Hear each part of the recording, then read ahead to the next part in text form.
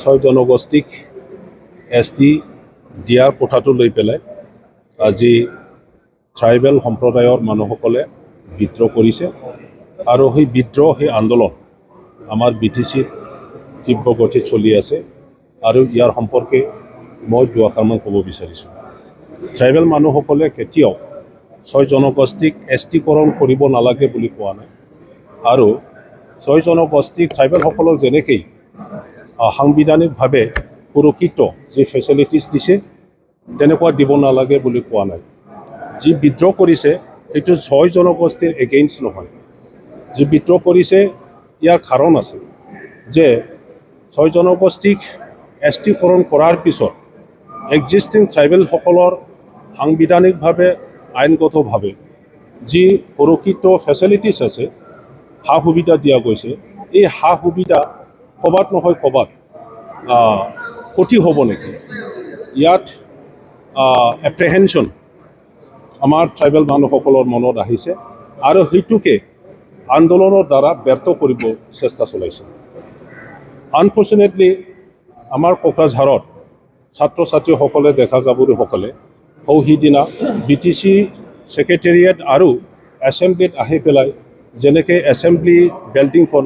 লণ্ডভণ্ড কৰিলে, মই ইয়াৰ এগেইনষ্টত ধিক্কাৰ দিছোঁ। সেইটো কণ্ডেমনেবল, আমি কণ্ডেম কৰিছোঁ যে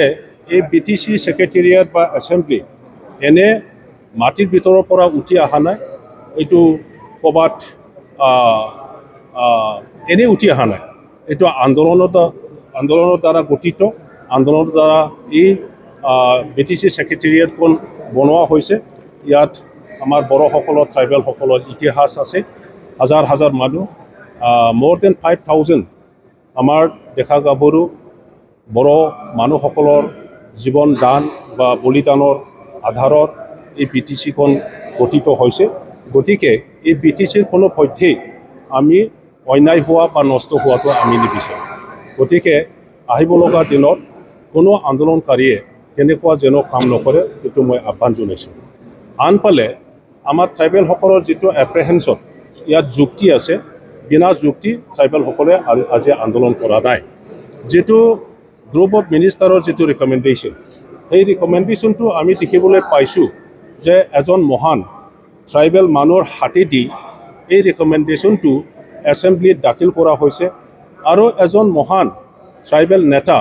আমাৰ স্পীকাৰ ডাঙৰীয়াৰ দ্বাৰা এইটো গ্ৰহণ কৰিছে আৰু ভাৰত চৰকাৰলৈ এইখন ৰিকমেণ্ডেশ্যনৰ ওপৰতে প্ৰেৰণ কৰা হৈছে। এতিয়া ট্ৰাইবেলসকলে আনফালে ভয় খাইছে যে নিজৰ যিটো সুৰক্ষিত সাংবিধানিক আৰু আইনগতভাৱে যিটো ফেচিলিটিছ দিয়া গৈছে সেইটো হেৰুৱাৰ এটা ভয়। আনফালে ছয় জনগোষ্ঠীৰ তেখেতসকলৰ জাতি হিচাপে যাই থকাৰ যিটো আশা আকাংক্ষা সেইটো পূৰণ কৰাৰ এটা দায়িত্ব, গতিকে মাজত আমি ট্ৰাইবেলসকলে থিয় দিব লগা হৈছে। এতিয়া কথাটো হৈছে ৰিকমেণ্ডেশ্যনত যি ভাগ কেটাগৰাইজ কৰি পেলাই যিমানেই ট্ৰাইবেল বনোৱাৰ চেষ্টা নকৰক, পাৰ্লিয়ামেণ্টত যেতিয়া যাব আৰু পাৰ্লিয়ামেণ্টৰ আইন হিচাপে বিল হিচাপে যেতিয়া সেইটো উত্থাপন কৰিব, এই বিলটো সংবিধানত যিটো প্ৰভিজন আছে এই প্ৰভিজন মতেহে বনোৱা হ'ব। গতিকে অল ইণ্ডিয়া ইয়াত A কেটাগৰীৰ ট্ৰাইবেল, B কেটাগৰীৰ ট্ৰাইবেল নাথাকে। অল ইণ্ডিয়া ট্ৰাইবেল কেটাগৰী এটাই, এইটো ট্ৰাইবেল হিচাপে জানিব, ST টো ST হিচাপেই কৰিব, SC টো SC হিচাপেই কৰিব। গতিকে ইয়াত tribal hills, tribal plains, tribal valley বুলি নাথাকিব। মই কেটাগৰিকেলি মই আকৌ ৰিপিট কৰিম, আমাৰ ট্ৰাইবেল জনগণৰ মানে নলেজৰ কাৰণে যে যিমানে আসাম চৰকাৰে বা গ্ৰুপ অফ মিনিষ্টাৰৰ যিটো ৰিকমেণ্ডেশ্যন, সেই ৰিকমেণ্ডেশ্যনটো লৈ পেলাই যিমানে চেষ্টা নকৰক, পাৰ্লিয়ামেণ্টত যেতিয়া বিল আনিব তাতে ট্ৰাইবেল দিয়া নিদিয়াৰ কথাটো কেটাগৰাইজ কৰি পেলাই নকৰিব। গতিকে আমাৰ ট্ৰাইবেল দাদা ভাইসকলৰ ভয় সেইটোৱেই, যেতিয়া সেইটো হৈ যায় তেতিয়াহ'লে যিটো সাংবিধানিকভাৱে পলিটিকেল, ইকনমিক, ছ'চিয়েল আৰু এডুকেশ্যন, চাকৰি বাকৰিৰ ক্ষেত্ৰত ট্ৰাইবেলসকলৰ কাৰণে যি ৰিজাৰ্ভেশ্যন কৰি দিয়া হৈছে সেই ৰিজাৰ্ভেশ্যনবোৰত এই ফেচিলিটিবোৰত ক'ৰবাত নহয় ক'ৰবাত বহুত আঘাত আহিব আমাৰ সন্মানীয় চিফ মিনিষ্টাৰ ছাৰে নিজৰ মুখেদি কৈছে সেইটো যদি কৰা হয় তেতিয়াহ'লে এক্সিষ্টিং ট্ৰাইবেলসকলৰ বহুতো ক্ষতি হ'ব গতিকে ক্ষতি হ'ব সেইটো জনাৰ পিছতো যদি আকৌ একেটা কাম যদি কৰিবলৈ যায় তেতিয়াহ'লে সঁচাকৈ ট্ৰাইবেলসকলে এক্সিষ্টিং ট্ৰাইবেলসকলে আগন্তুক দিনবোৰত যাই টকাৰ ক্ষেত্ৰত বা নিজৰ ভাষা সাহিত্য সংস্কৃতি পৰম্পৰা ৰক্ষণাবেক্ষণৰ ক্ষেত্ৰত বহুতো কষ্ট পাব বা জাতি হিচাপে যাই থকাটো নিজৰ ভাষাটো সংৰক্ষণ কৰাৰ ক্ষেত্ৰত নিজৰ পৰম্পৰা সংস্কৃতি ৰক্ষণাবেক্ষণ দিয়াৰ ক্ষেত্ৰত তেখেতসকলে নিশ্চয় মানে কঠিন হ'ব গতিকে সেই এপ্ৰিহেনশ্যনটো লৈ পেলাই আজি ট্ৰাইবেলসকলে বিদ্ৰোহ কৰিছিল আৰু মই এটা কথা ক'ব বিচাৰিছোঁ এই সমস্যাটো কোনোবা BPF দলে বনোৱা নহয় এই সমস্যাটো কোনোবা UPPL দলে বনোৱা নহয় এই সমস্যাটো কোনোবা BJP কংগ্ৰেছ দলে বনোৱা নহয় কোনো ব্যক্তিয়ে সেই ট্ৰাইবেল নিদিয়াৰ সমস্যাটো বনোৱা নাই হাগ্ৰামা মহলীয়াৰীয়ে বনোৱা নাই প্ৰমোদ বড়োৱে বনোৱা নাই কোনোবা বিশ্বজিৎ দৈমাৰীয়ে বনোৱা নাই কোনোবা ডক্টৰ হেমন্ত মানে বিশ্ব ডাঙৰীয়া সেইটো বনোৱা নাই গতিকে মই আন্দোলনকাৰী তেখেতসকললৈ এটা আহ্বান জনাইছোঁ কাকো ব্যক্তিগতভাৱে যেন দোষাৰোপ নিদিয়ে কোনোবা দলক যেন দোষাৰোপ নিদিয়ে এইটো হ'ল 6 জনগোষ্ঠীৰ নিজৰ জাতিৰ অস্তিত্ব নিজৰ ভাষা সংস্কৃতি উন্নয়নৰ এটা কোৱেশ্যন আহিছে আৰু আমাৰ দেশৰ গণতন্ত্ৰৰ আধাৰত সাংবিধানিক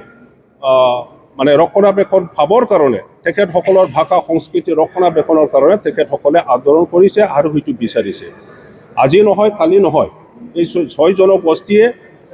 ট্ৰাইবেল পাওক বা কিবা এটা পাওক তাত আমাৰ একো ক'ব লগা নাই আৰু পাবই আসাম চৰকাৰে যেতিয়া ৰেকমেণ্ডেশ্যন কৰিছে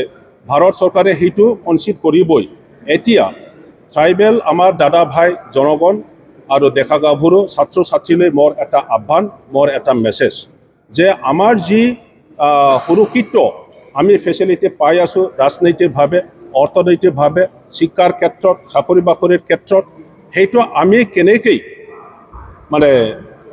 নষ্ট হ'ব দিব নোৱাৰে সেইটো কেনেকৈ আমি সুৰক্ষিত কৰিব পাৰে আমি কেনেকৈ ভালকৈ ৰাখিব পাৰে আমাৰ যেন কোনো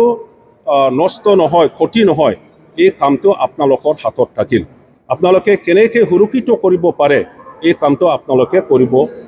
পাৰিব লাগিব এতিয়া BTC অঞ্চলত যিটো হৈ আছে মই ভাবোঁ আলোচনাৰ অতি প্ৰয়োজন মই আহ্বান জনাব বিচাৰিছোঁ আজি বড়ো ভাষাত এটা প্ৰভাৱ আছে দাইনাং কদৰাং আপাচুজনাং আজি অসমৰ গোটেই ট্ৰাইবেলসকলে আমাৰ BTC চিফ হাগ্ৰামা মহিলাৰী ডাঙৰীয়াক দেউতা হিচাপে গুৰু হিচাপে চাই আছে তেখেতৰ ওপৰতে আমাৰ ট্ৰাইবেলৰ পলিটিক্স ট্ৰাইবেল জাতিৰ যাই থকাৰ বহুত কথা বহুত কাম ডিপেণ্ড কৰি আছে গতিকে সকলোৱে তেখেতৰ প্ৰতি চকু দি আছে আৰু কথাটো সঁচা ইয়াৰ কাৰণে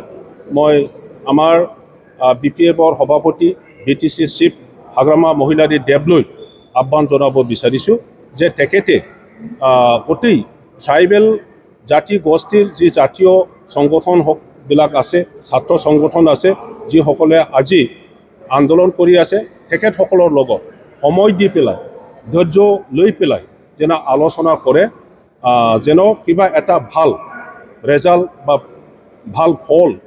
আমি আনিব পাৰোঁ আৰু সকলোৰে একচেপ্টেবল এটা সলিউশ্যন যেন আনিব পাৰে ইয়াৰ কাৰণে হাগ্ৰামা মহিলাৰী দেৱে যেন এই